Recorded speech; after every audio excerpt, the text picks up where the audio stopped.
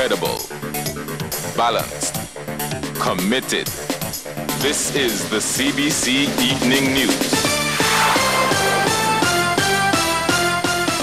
Good evening, I'm Shane Jones with the Monday, November 14th edition of the CBC Evening News. In our top story, the Public Service of Barbados has undergone some notable changes over the years and has evolved since independence. And as Barbados moves towards 50 years of nationhood, Prime Minister Frundle Stewart says there is much to be proud of as the public service ventures into new areas. We hear more in this report from Kishmar Sinjus. These new areas, according to Prime Minister Frundle Stewart, require new skills and approaches to meet the demands of the 21st century. He says aside from the traditional sectors, the public service is moving to develop international business, heritage, renewable energy and the ICT sector. It has also had to account to the citizens of Barbados. For improved processes to facilitate everyday life and to find better ways of doing business to ensure that we generate and earn the foreign exchange that is necessary to support the standard of living and the quality of life that we have worked so hard to sustain. In all of this, we have never forgotten our imperative to look after the most vulnerable amongst us.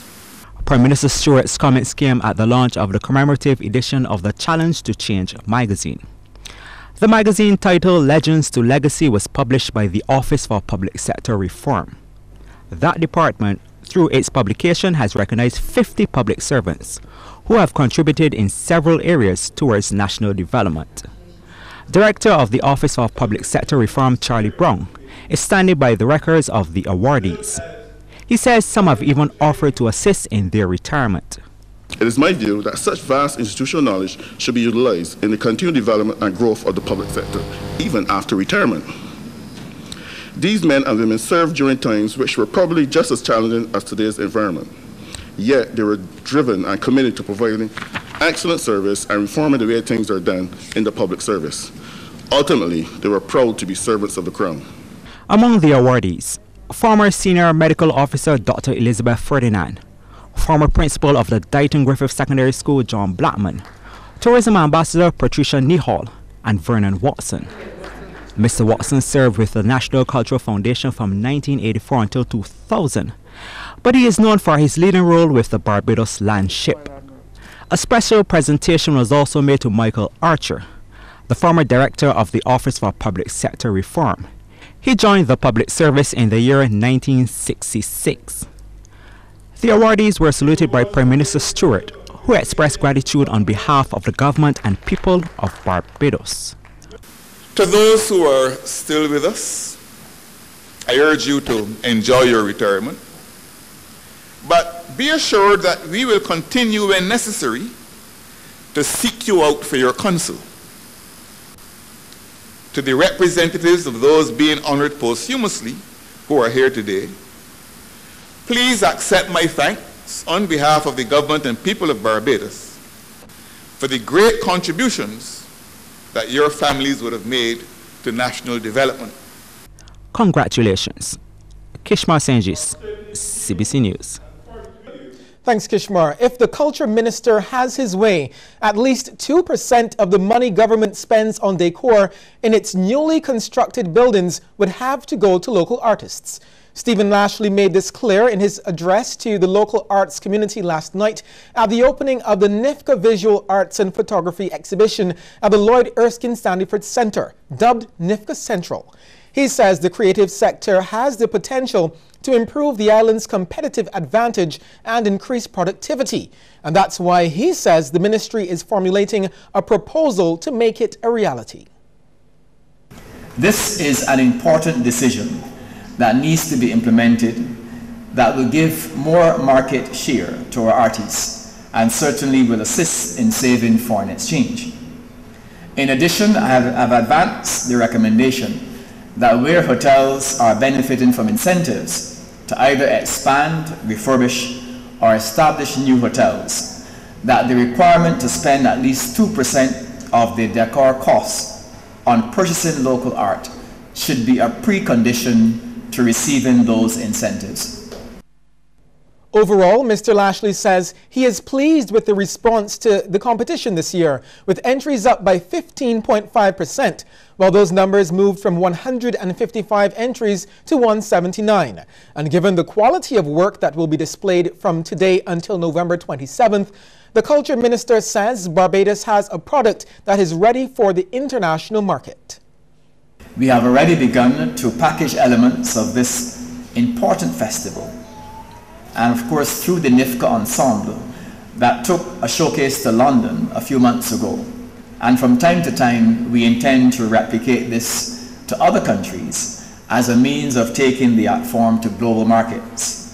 It is also our intention to include visual and other aspects of the arts.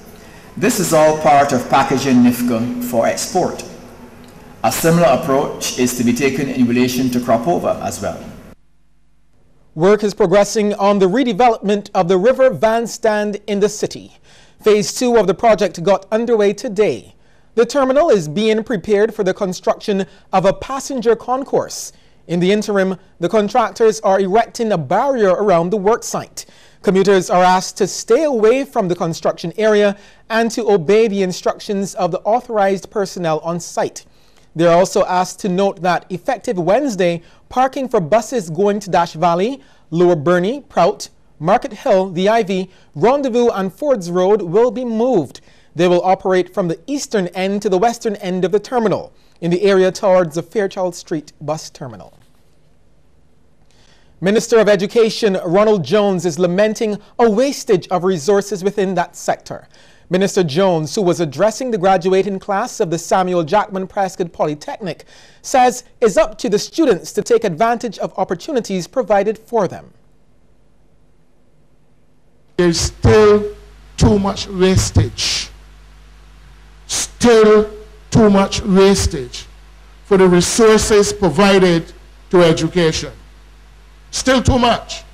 And how is that wastage determined?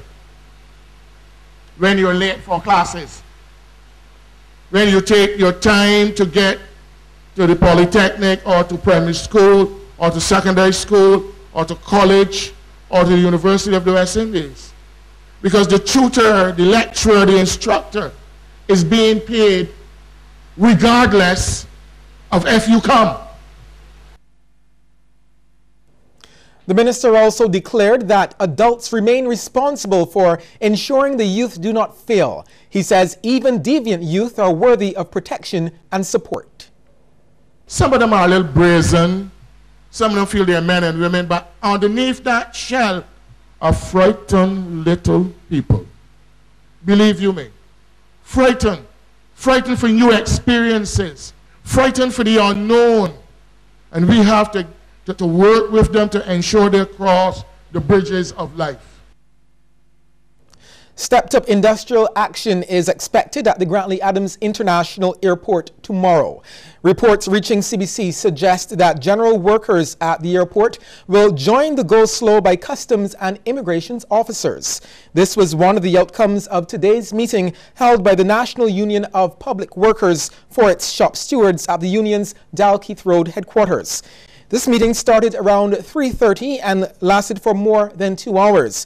The NUP is fighting to have its president, Akani McDowell, retain his acting position as Health Planner 1. It appears there's been significant progress in providing relief to St. Joseph residents plagued by prolonged water outages. We are hearing that the second Sweetvale borehole in St. George, one of the more recent solutions used by the Barbados Water Authority to service affected communities in St. Joseph and surrounding districts, is standing up to the test. BWA Corporate Communications Specialist Joyanne Hay gave CBC News an update. We would have had 1 or 2 disruptions because of a burst main, I think, in Chimborazo 2 or 3 days ago, but that's back up and running. We still have 1 or 2 pockets in Horse Hill and Suriname, a couple of houses that are not getting, but our tanker service will be giving them water daily until we rectify that smaller problem. But for the most part, the Sweetvale second borehole is stable. It is still running. and we're really happy with the response so far. Ms. Higgs says the BWA will be closely monitoring the situation. However, she is appealing to residents to be prepared. The system can be interrupted sometimes because of a burst main, a power outage, equipment failure. We're appealing to the good people in parts of St. Joseph, St. Andrew, St. John, and St. Thomas who rely on this supply to please continue to practice water conservation, because it's very important that you still do that even though you have water coming back. A local company that has made big strides on the regional market is pledging its continued support to the growth and development of Barbados. It is the 80-year-old Electric Sales and Service Limited, or ESCO, which specializes in air conditioning solutions. This morning, ESCO partnered with the Caribbean Broadcasting Corporation's Guardians of the Heritage Initiative, and it marks its own major milestone, 80 years of existence. Warehouse Supervisor Eswick Coulter says the company is pleased to be on board. With our mission pledging to be the very best service provided both locally and regionally, having played a part in some of the largest construction projects throughout the Caribbean since the 1960s, our highly trained and motivated staff stand ready to install and service all equipment we sell and to satisfy the needs of our customers, which is our priority. So as God continues to be the people's guide, we celebrate our own birthday at ESCO, we celebrate with you here at CBC, and most importantly, we celebrate our country's golden anniversary as we join with all in saying, Happy 50th Anniversary, Barbados! And news reporter Lisa Broom praised ESCO for its outstanding work over the years. It makes me immensely proud as a CBC staffer, as a Barbadian, to be part of an initiative like this, the Guardians of the Heritage. And I know that ESCO is also celebrating a significant milestone as well, so I can only imagine the pride that you have as well for being a part of this. So again, thank you on behalf of CBC for coming on board, and I wish ESCO many, many more years of prosperity. Okay, we'll take a short break here and come back with more news.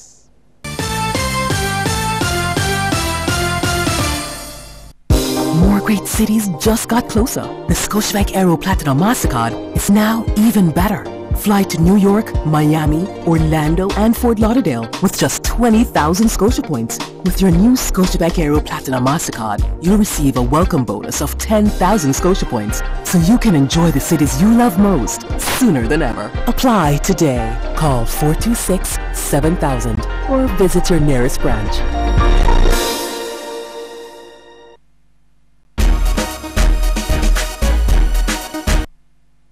Don't let your data experience slow you down. Step up to Digicel, Barbados' fastest 4G network, more than twice as fast as the slow network. Get more with Digicel.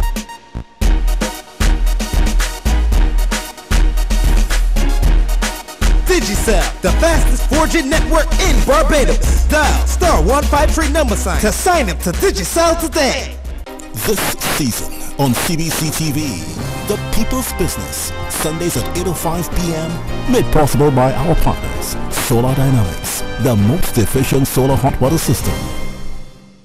Nita Barra was a woman in her own right, and how substantial were her international roles.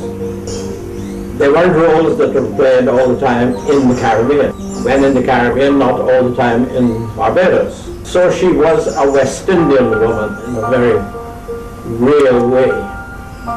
But beyond that, she was an international woman.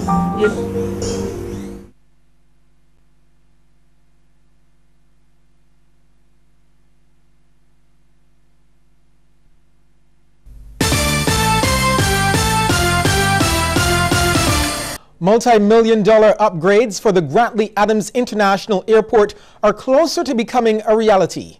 This from Tourism Minister Richard Seeley. He says the work, estimated to cost about $240 million Barbados dollars, should get started in the second quarter of 2017. He was speaking as German airline Condor touched down at the Grantley Adams International Airport over the weekend. Lisa Broom tells us more. What has been described as a love affair between Barbados and Germany is about to be expanded to other countries in continental Europe.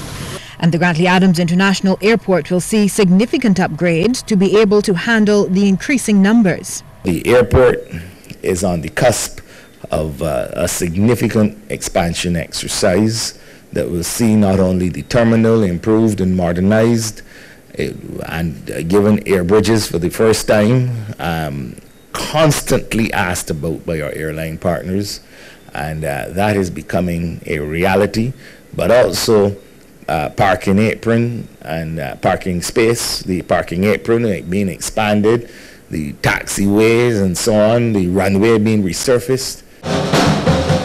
And a party atmosphere greeted the inaugural Condor flight from Munich, Germany, which touched down at Grantley Adams International over the weekend with 110 passengers on board. Captain Madeleine Clausen, the first to pilot a Condor flight from Munich, has promised to help make the flight popular. Condor is the only carrier that operates non-stop between Central Europe and Barbados.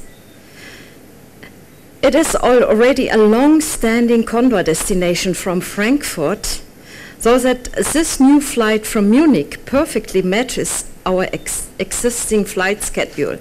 Mr. Seeley adds that the Barbados Tourism Marketing Inc.'s European team is eyeing other German cities. But he is most excited about the outcome of negotiations with French airline officials and a new flight expected to begin in February next year. We are partnering with Air France to bring French tourists to Barbados. And we're going to achieve this, of course, by establishing an air bridge with Martinique on Air Antilles. So the Air France flights will actually be landing in Fort-de-France in Martinique. And then they will come across on a smaller aircraft. It's an ATR aircraft similar to what Liat uses. And I think that that is, of course, quite exciting. Lisa Broom, CBC News. Thanks, Lisa. They usually work behind the scenes, but today the spotlight was on the ancillary staff of the Luther Thorne Memorial School as they were heralded for their contributions.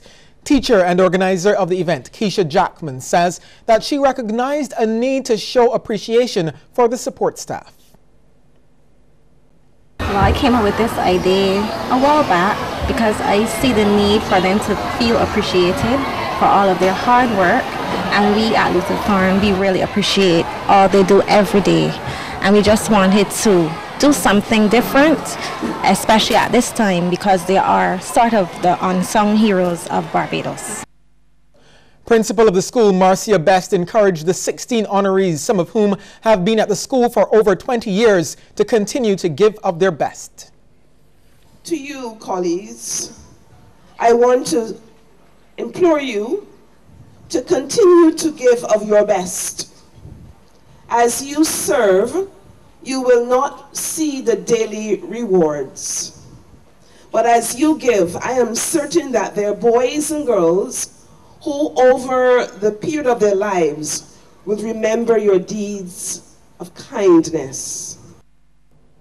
The guests of honor were each treated to a personalized tribute by the school's prefects and presented with several gifts.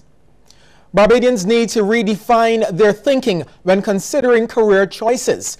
This assertion from Prime Minister of the Barbados National Youth Parliament, Roshana Trim.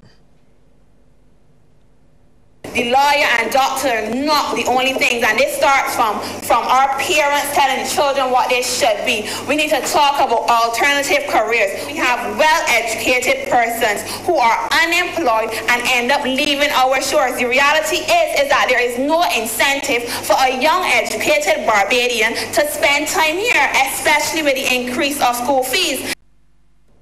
Still to come, a look at some of the stories making headlines across the region. But before we get there, here's a tip from Covert.